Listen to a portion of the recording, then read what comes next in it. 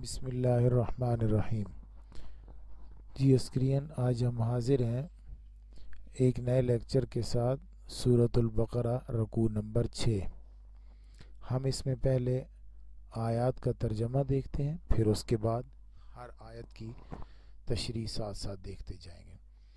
یا بنی اسرائیل، اے بنی اسرائیل، اذکرو یاد کرو، نعمتی میری نعمت کو، التی جو، انعمتو آخر میں تا ہے، انعمتو میں نے کی، علیکم آپ پر، وانی اور بے شک میں، فضلتکم میں نے تمہیں فضیلت دی، علی العالمین تمام جہان والوں پر۔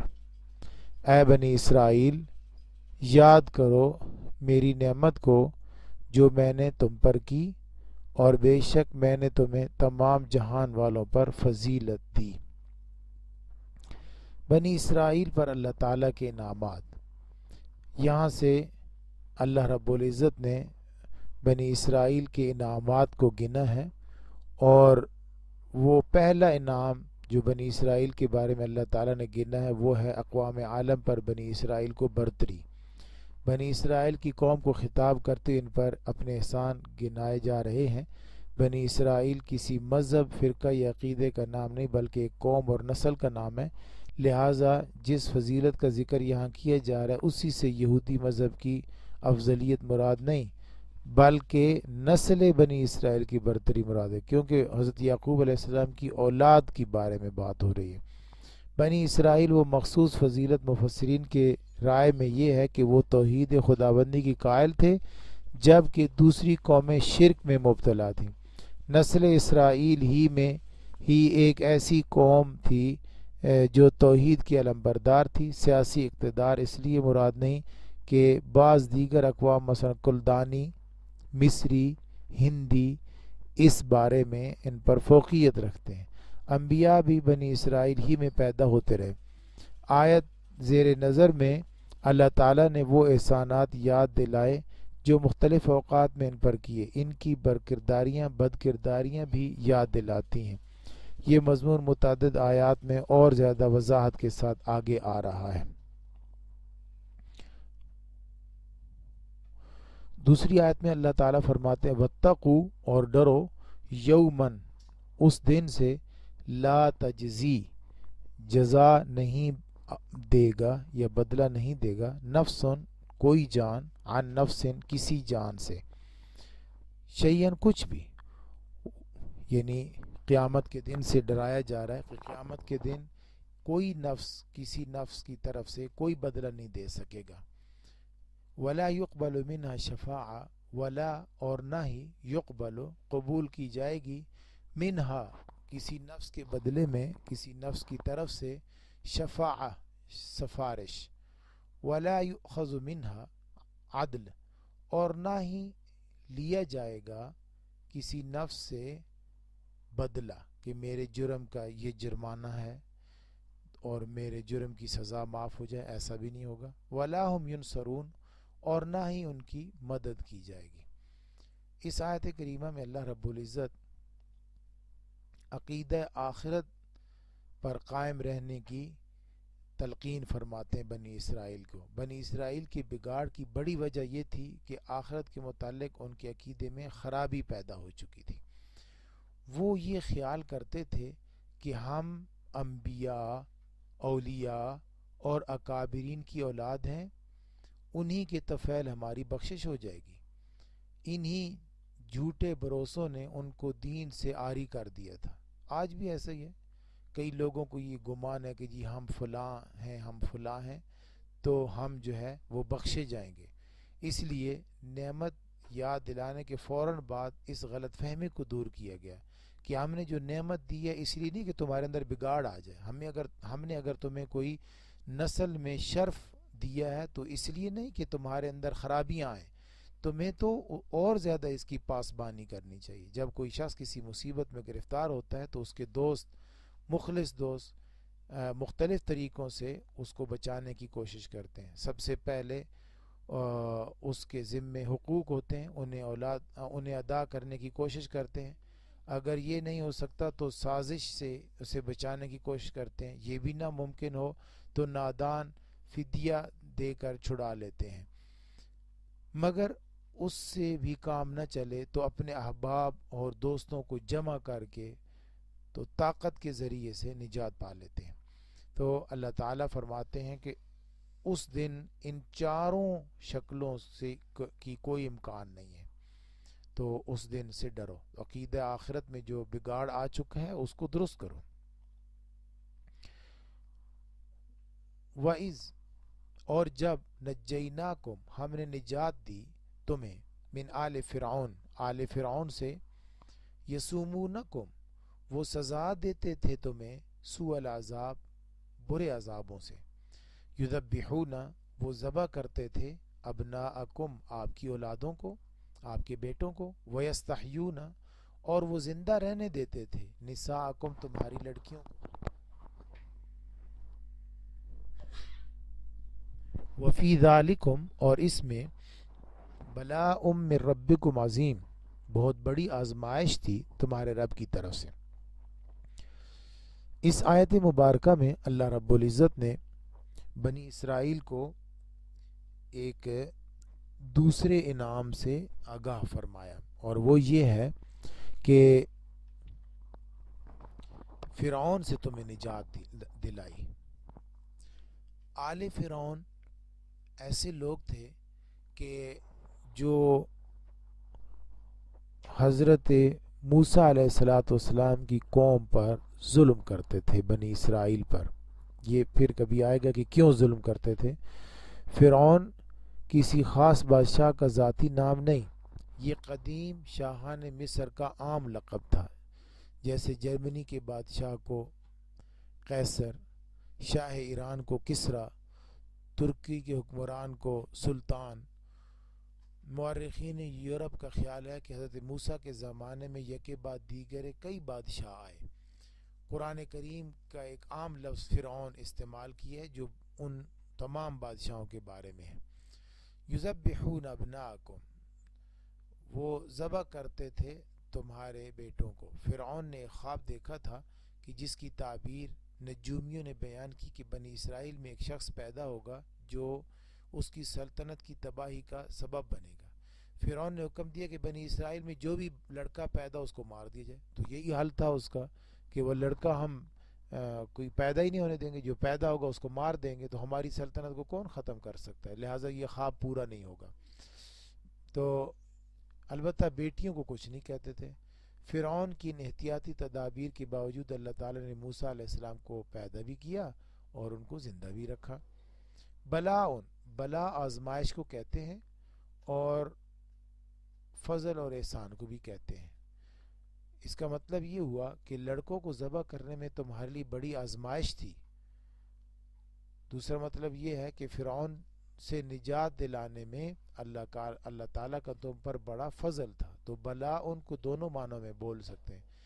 تو یہاں بڑا پرفیکٹ لفظ ہے کہ یہ ایک ہی چیز بیان ہوئی ہے کہ وہ تمہارے لڑکوں کو قتل کرتا تھا، یہ تمہاری بڑی آزمائش تھی، اور اللہ تعالیٰ نے تمہیں نجات دے دی ایسے ظالم سے، تو یہ تمہارے لیے بہت بڑا فضل ہے اللہ تعالیٰ کا۔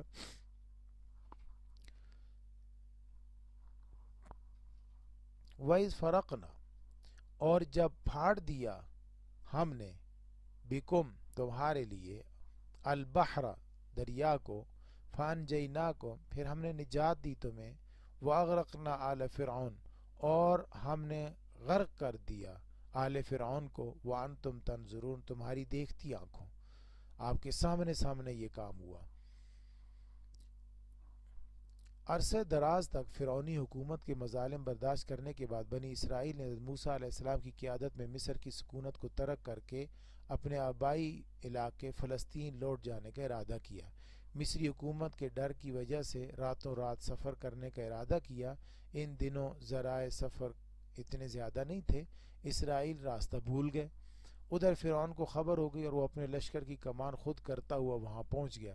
اب بنی اسرائیل کے مشرق کی جانب سمندر تھا، دائیں بائیں شمال اور جنوب میں پہاڑیاں تھیں، اور پشت پر یعنی مغرب کی جانب مصر جو شہر ہے ملک ہے اس میں فرعون تھا۔ اس آیت کریمہ میں اس واقعے کی طرف اشارہ کیا گیا۔ جدید تحقیقات کے مطابق یہ 15ویں صدی قبل مسیح کے وسط میں واقعہ پیش آیا۔ البحر سے مراد دریائے نیل نہیں بلکہ بحر کلزم یا بحر احمر ہے۔ دریائے نیل بنی اسرائیل کی اقامت گاہ سے مغرب کی طرف واقع تھا اور بنی اسرائیل مشرق کی جانب عازم فلسطین تھے۔ فلسطین سے مصر سے فلسطین اور شام کی راہ کے قریب بحر کلزم تھا۔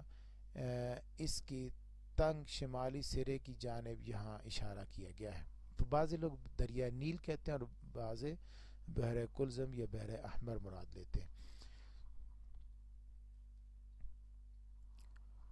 وَإِذْ وَعَدْنَا، اور جب ہم نے وعدہ کیا موسیٰ علیہ السلام سے 40 لیلۃً 40 راتوں کا، ثم اتخذتم العجل، ثم پھر اتخذتم آپ نے بنا لیا بچھڑے کو معبود، من بعدہ موسیٰ کے پیچھے، وانتم ظالمون اور تم ظالم تھے۔ تو ایک گائے کے بچے کی پوجا کرنا شروع کر دی۔ اتنی نشانیاں دیکھنے کے بعد گائے پرستی پر معافی۔ مصری حکومت کے مظالم سے نجات حاصل کرنے کے بعد جب بنی اسرائیل جزیرہ نما سینا میں پہنچ گئے تو اللہ تعالیٰ نے چاہا کہ اس قوم کو ایک نظام شریعت اور دستور زندگی عطا کیا جائے۔ چنانچہ حضرت موسیٰ علیہ السلام کو حکم دیا کہ وہ سینا کے ایک پہاڑ طور پر آ کر خدا تعالیٰ کی عبادت کریں۔ یہاں 40 راتیں حضرت موسیٰ علیہ السلام رکے۔ موسیٰ بن عمران بنی اسرائیل کے سب سے زیادہ مشہور پیغمبر کا نام ہے۔ تو موسیٰ بن عمران، والد کا نام عمران ہے۔ تورات کے بیان کے مطابق آپ نے 120 سال عمر پائی۔ اگر حضرت موسیٰ علیہ السلام کے بارے میں آپ کیا جانتے ہیں سوال آ جاتا ہے تو اس کا جواب ہے، مورخین کی تحقیق کے مطابق آپ کا زمانہ 15ویں اور 16ویں صدی قبل مسیح، عیسیٰ علیہ السلام سے 1500 سال اور 1600 سال پہلے، سال ولادت 1520 قبل مسیح اور سال وفات 1400 قبل مسیح، 120 سال عمر بنتی ہے۔ اتخذتم العجل، تم نے بچڑے کو معبود بنا لیا۔ جب حضرت موسیٰ علیہ السلام کوہ طور پر تشریف لے گئے تو بنی اسرائیل نے جو مشرک قوم تھی اور شرک سے توبہ کر کے مسلمان ہوئی تھی، انہوں نے ایک سونے کا بچڑا بنایا اور اس کی پوجا شروع کر دی۔ یہ شرک ان کے اندر آ گیا۔ وَإِذْ وَعَدْنَا، اور جب ہم نے وعدہ کیا موسیٰ علیہ السلام سے 40 لیلۃً 40 راتوں کا، ثم عفونا، پھر ہم نے معاف کر دیا، عنکم تم سے، من بعد ذالک اس کے بعد، لعلکم تشکرون تاکہ آپ شکر کر سکو۔ تو اللہ تعالیٰ نے یہ انعام فرمایا کہ 40 راتوں کے بعد جب موسیٰ علیہ السلام واپس آئے تو حضرت موسیٰ علیہ السلام نے ان کو معافی کا طریقہ بتایا کہ یہ تمہارا گناہ ایسے معاف ہو سکتا ہے۔ تو اس میں اللہ تعالیٰ نے پھر ان کے گناہ کو معاف فرما دیا اور اللہ تعالیٰ نے حضرت موسیٰ علیہ السلام کے ذریعے سے ان کی توبہ کو قبول فرما لیا۔ وَإِذْ قَالَ مُوسَىٰ لِقَوْمِهِ يَا قَوْمِ، اور جب کہا موسیٰ علیہ السلام نے اپنی قوم سے، اے میری قوم، اِنَّكُمْ ظَلَمْتُمْ أَنفُسَكُمْ، بے شک آپ نے ظلم کیا ہے اپنی جانوں پر، بِاتِّخَاذِكُمُ الْعِجْلَ، بچڑے کو معبود بنا کر، فَتُوبُوا، پس توبہ کرو، إِلَىٰ بَارِئِكُمْ، اپنے خالق کی طرف، فَاقْتُلُوا أَنفُسَكُمْ، پس قتل کرو اپنے آپ کو، ثُمَّ اتَّخَذْتُمُ الْعِجْلَ ذَلِكُمْ خَيْرٌ لَكُمْ، یہ تمہارے لیے بہتر ہوگا، عند بارکم، تمہارے رب کے ہاں، فتاب علیکم، پس توبہ قبول کر لی اللہ تعالیٰ نے تمہاری، انہ هو التواب الرحیم، بے شک وہ توبہ قبول فرمانے والا، رحم فرمانے والا ہے۔ تو یہ 5واں انعام ہے۔ حضرت موسیٰ علیہ السلام کوہ طور سے واپس آئے تو لوگ جو ہے وہ گائے کی عبادت کر رہے تھے اور یہ عجیب منظر دیکھا تو فرمایا جن لوگوں نے شرک کیا ہے اور بچڑے کی پوجا کی ہے ان کو قتل کیا جائے گا، اور جنہوں نے بچڑے کی عبادت نہیں کی وہ قتل کریں گے۔ فَاقْتُلُوا أَنفُسَكُمْ، یعنی ہر شخص اپنے اپنے قریبی عزیز و اقارب کو قتل کرے، اسرائیلی شریعت میں مشرک کی سزا قتل تھی۔ حضرت موسیٰ علیہ السلام نے بے گناہوں کے ہاتھوں گناہ گاروں کو سزا دلوائی، اور بنی اسرائیل کے 3 گروہ ہوئے، ایک جنہوں نے گائے کی عبادت کی تھی، ایک جنہوں نے سے کنارہ کشی اختیار کی تھی، اور ایک جو خاموش رہے تھے۔ علماء کی قول کے مطابق تیسرے گروہ کو حکم دیا تھا کہ وہ دوسرے گروہ کو قتل کرے، یعنی جنہوں نے عبادت کی تھی ان کو وہ قتل کرے، ان کو وہ قتل کرے جو خاموش رہے تھے۔ بہرحال اس طریقے سے ان کی توبہ قبول کی گئی۔ تو 2 اقوال ہیں، ایک یہ کہ ان کو حکم دیا گیا جنہوں نے عبادت کرنے سے منع کیا تھا کہ ان کو قتل کریں جنہوں نے عبادت کی تھی، اور ایک یہ کہ جو خاموش رہے تھے ان کو حکم دیا گیا تھا کہ وہ قتل کریں۔ وَإِذْ قُلْتُمْ، اور جب تم نے کہا، یا موسیٰ، اے موسیٰ، لَن نُؤْمِنَ، ہرگز ایمان نہیں لائیں گے آپ پر، حتیٰ نر اللہ جہرہ، یہاں تک کہ ہم دیکھ لیں اللہ تعالیٰ کو کھلم کھلا۔ فَأَخَذَتْكُمُ الصَّاعِقَةُ، پس آ لیا تمہیں کڑک نے، وَأَنْتُمْ تَنْظُرُونَ، اور آپ دیکھ ہی رہے تھے، یعنی تمہاری آنکھوں کے سامنے یہ ایسا ہوا۔ تو سرداران بنی اسرائیل کی حیات بعد الموت۔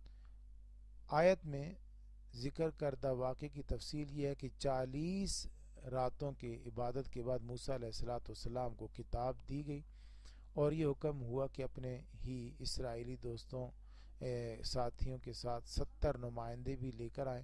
جب اللہ تعالیٰ نے حضرت موسیٰ علیہ السلام کو تورات عطا فرما دی تو اسے نمائندوں کے سامنے پیش کیا۔ وہ کہنے لگے کہ ہم پس پردہ اللہ کا کلام سننے پر اعتبار نہیں کرتے، ہم نے اپنی آنکھوں سے اللہ تعالیٰ کو دیکھنا ہے۔ اس پر اللہ تعالیٰ کا غضب نازل ہوا اور انہیں بجلی سے ہلاک کر دیا گیا۔ وہ کہہ رہے تھے ہم نے اللہ تعالیٰ کو اپنی آنکھوں سے دیکھنا ہے۔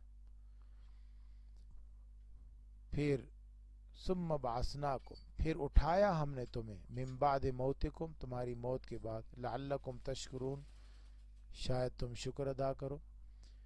حضرت موسیٰ علیہ السلام نے اللہ تعالیٰ سے دعا کی کہ یا اللہ، یہ فرعون کے ہاتھوں بھی مر سکتے تھے، یہ نیل میں بھی یا بحر کلزم میں بھی غرق ہو سکتے تھے، یا اللہ جب انہیں زندگی دی ہے تو اب میرے ساتھ ہی ہیں، اور یہاں اگر یہ فوت ہو جاتے ہیں تو پیچھے قوم کو میں کیا جواب دوں گا، یا اللہ انہیں زندگی عطا فرما دے۔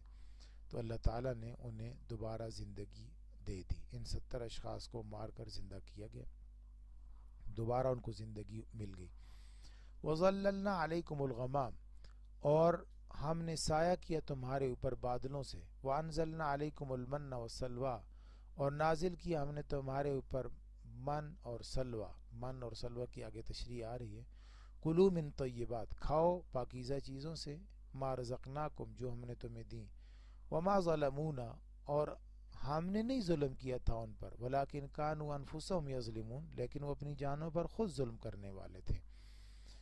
تو اللہ تعالیٰ نے 8واں انعام یہ دیا کہ من اور سلوہ ان پر نازل فرمایا، اور 7واں انعام یہ کہ ان پر بادلوں سے سایہ کیا، یہ بھی بہت بڑا انعام تھا۔ بنی اسرائیل قبطیوں کے صدیوں سے غلامی کر رہے تھے، جس وجہ سے ان کی جوان ہمتی اور مردانگی ختم ہو چکی تھی۔